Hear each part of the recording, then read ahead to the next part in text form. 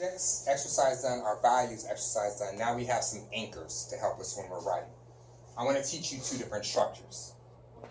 The montage and the narrative, which we talked about earlier on when we talked about our essentials to writing and we answered our 12 most common questions when it comes to essay writing.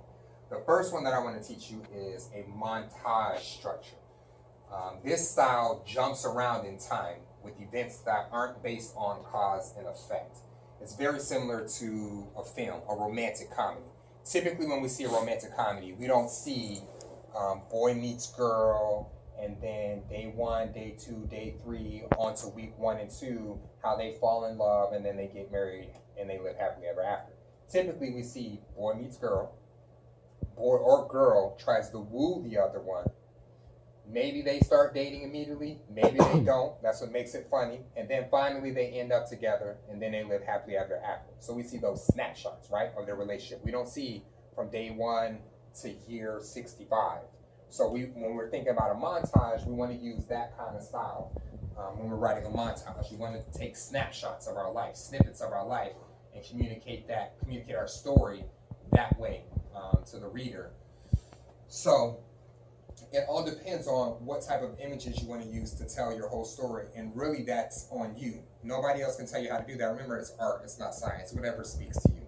And for some kids, that's a little too pie in the sky, but for others that works really well. So I want to make sure that all of you get this. But the key to it is you want to find a focusing lens.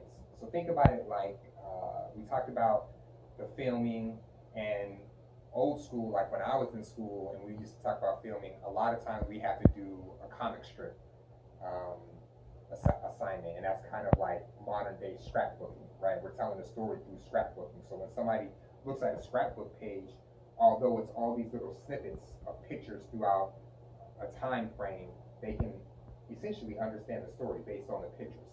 So I want you to use that scrapbooking style of method. What type of focusing lens might you use to write your essay? Maybe it's a sport, maybe it's a location, maybe it's an art form, a hobby. You just want to ask yourself, what's something that I know really well? For example, do you know how to cook? Use cooking, use food as your focusing lens. Maybe you play chess, you'll want to use that. Or you play sports, you want to use that. You may be in one of our CTE programs, gaming or something, and that's something that you're really passionate about, you really know well. You'll want to use that as your focusing lens, as your forum. You'll also want to make sure that with that scrapbooking style that it's still clear. You don't want to use like a soundtrack or a mixtape, mixtape. You've got all these different songs in there and it seems disconjointed. You don't want it to be that way. You want to be very careful of making sure that there still is some relationship between each snippet that you use. And you want to go wide. So that way you can use a plethora of stories or things that you feel really well about that will communicate your story. Using a metaphor will help you be able to do that. Because metaphors are a little broader in context. Like, anytime we have to do a poetry assessment and we're having to try to break down a poem, this person thinks this about the poem, that person thinks that about the poem.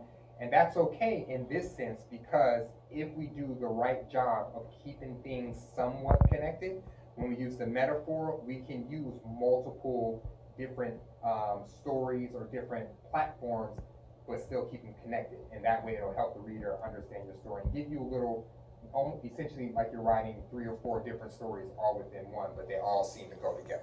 So that's the montage structure.